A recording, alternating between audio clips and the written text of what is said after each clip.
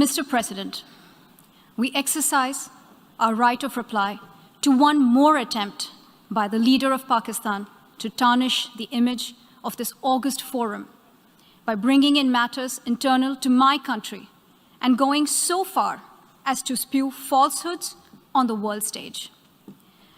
While such statements deserve our collective contempt and sympathy for the mindset of the person who utters falsehood repeatedly, I am taking the floor to set the record straight.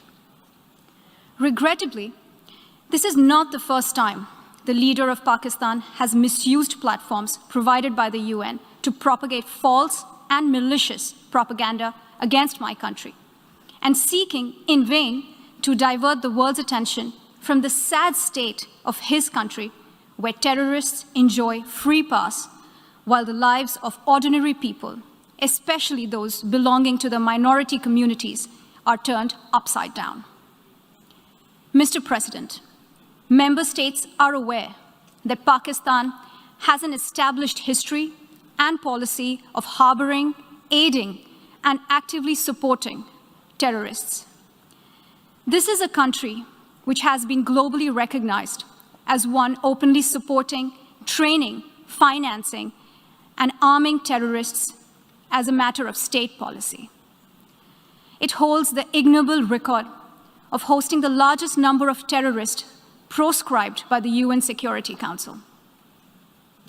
Mr. President, we marked the solemn occasion of the 20th anniversary of the 9/11 terror attacks just a few days back. The world has not forgotten that the mastermind behind that dastardly event, Osama bin Laden, got shelter in Pakistan.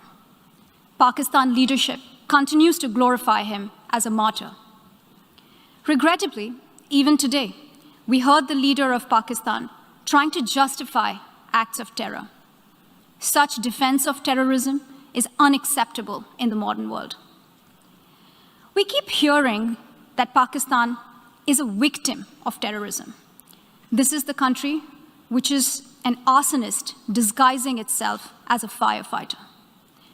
Pakistan nurtures terrorists in their backyard in the hope that they will only harm their neighbors. Our region, in fact, the entire world, has suffered because of their policies. On the other hand, they are trying to cover up sectarian violence in their country as acts of terror. Mr. President, this is also the country that still holds the despicable record in our region of having executed a religious and cultural genocide against the people of what is now Bangladesh. As we mark the 50th anniversary this year of that horrid event in history, there is not even an acknowledgement, much less accountability. Today, the minorities of Pakistan, the Sikhs, the Hindus, the Christians, live in constant fear and state-sponsored suppression of their rights. This is a regime where anti-Semitism is normalized by its leadership and even justified. Dissenting voices are muzzled daily, and enforced disappearances and extrajudicial killings are well documented.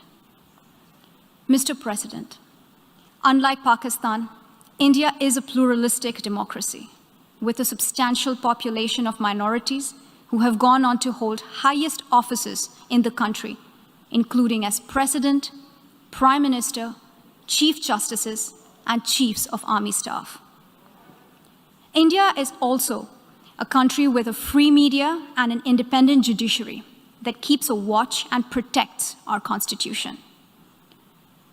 Pluralism is a concept which is very difficult to understand for Pakistan, which constitutionally prohibits its minorities from aspiring for high offices of the state.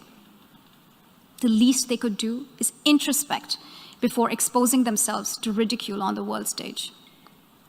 Finally, Mr. President, let me reiterate here that the entire Union territories of Jammu and Kashmir and Ladakh were, are, and will always be an integral and inalienable part of India.